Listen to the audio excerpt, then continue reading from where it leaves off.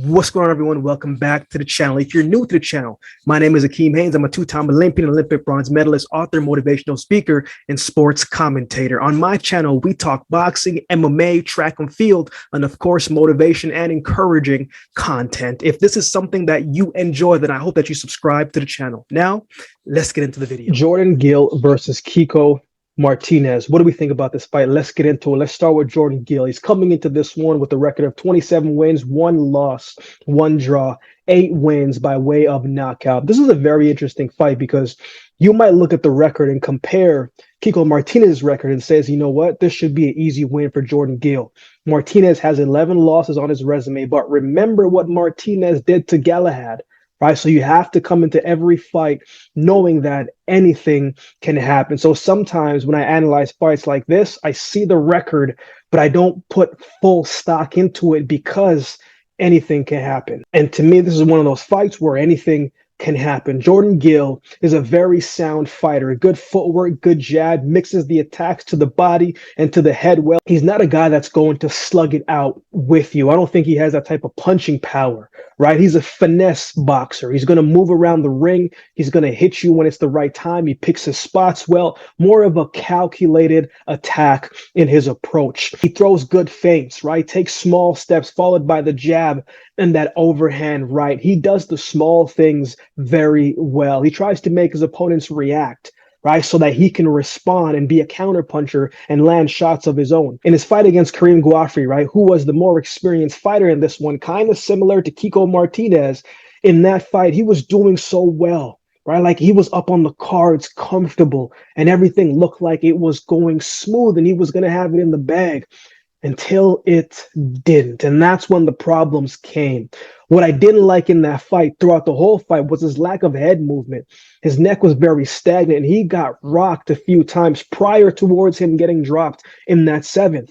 But ever since that he got dropped in that 7th round, he didn't look into it anymore, right? He looked a little bit shaky to me. He looked like he lost a little confidence and he started to take a lot of punishment. Even though he did knock out his opponent with that devastating right hand when he was on the corner, I just didn't like how those last 3 rounds looked. Like his mannerisms and his body language just didn't look good. He still got the win. It was an impressive right hand, right? It was an impressive knockout.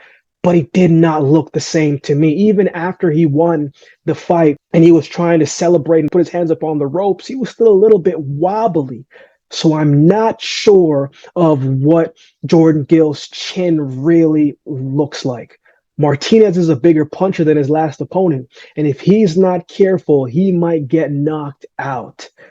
But I did like that he was able to fight back, that he didn't let the pressure get to him, that he was able to fight back and find a way to win. He's got tremendous heart. There's no doubt about that. Now let's talk about his opponent, Kiko Martinez. 43 wins, 11 losses, 2 draws, 30 wins coming by way of knockout. Kiko is going into this one. Kiko is going to make this young man fight. He's got nothing to lose. And a fighter that is in a position who has nothing to lose is actually a very dangerous opponent. Martinez is tough, he's strong, and he's got some looping punches that can disrupt his opponent's timing, which is what I'm sure he's going to look to try to do here. While Gill is the more skill fighter, right? The better footwork. You just can't count Martinez out. In his last fight against Josh Warrington, he got dropped in the 1st round. And I think part of that whole situation when he got dropped was he just wasn't ready for that type of pressure that Josh Warrington put on him that early in the fight. Josh came out, let his hands fly, didn't allow Kiko to really get his base, to get his groundings, and get his bearings. He got overwhelmed and got caught with the right hand right across the chin, and that dropped him. But Warrington is a bigger puncher than Gill is. Martinez is not someone who is going to go down without a fight. As long as he is up, he is going to continue coming forward and he's going to find a way how to win the fight, or at least try. As I said, Gill isn't the puncher like Warrington is. So the question is, what if Martinez does not respect Jordan Gill's power? That could be a problem. Martinez is going to come and he's going to apply the pressure and he's going to try to make this an inside fight. He's going to try and close the gap where he can lull you in by the body shots, right? And the jabs. And then he can follow up with that overhand right, those subtle uppercuts. But he's definitely going to look to set up that overhand right and try and do damage as he has done in fights before. You know, Martinez is always going to fight his fight. The other question is, can he get Jordan Gill to engage in his fight? And Jordan Gill forgets about his. So who wins? The longer the fight goes on, this is a 12-round fight, the longer it goes on for me, I like Martinez in the fight. Even though I think he's going to be behind on the cards a little bit. If he's behind on the cards, gets a little bit desperate. He's a guy who fights better when his back is against the ropes to me, right? And if he connects some shots early, that's going to build up confidence for him to say, you know what, even though I may be down on the cards, all I need is one shot and I've hit him before, I can hit him again. Right? And if he connects often and consistent, I think it's only a matter of time before Jordan Gill finds the canvas. If Gill stays on his boxing, really locks in and uses the ring and picks his spots, I think he'll win on points, no problem.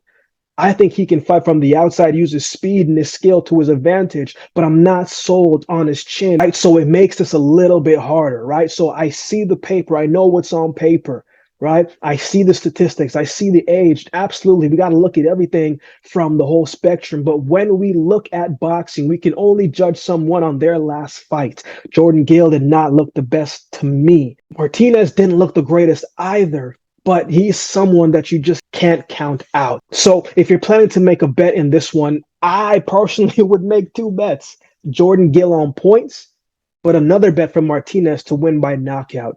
Don't let the losses fool you. This underdog, which I'm assuming would be Kiko Martinez, has a very good chance of pulling this one out. What are your thoughts on this one? Who do you have winning? Let me know in the comments section below. If you'd like to support the channel, there's a couple ways that you can do so. You can like, comment, share, and subscribe to the channel. If you'd like to support by way of donation, you can find options in the description below. Also, my Cash App handle will be on screen as well. Any amount goes towards the growth of this channel and would be truly, truly appreciated. If you'd like to follow me on social media, you can find my social media handles on screen as well. So with all that being said, if you've been watching the video this time, then do me a favor and subscribe to the channel, and we'll definitely see you next time.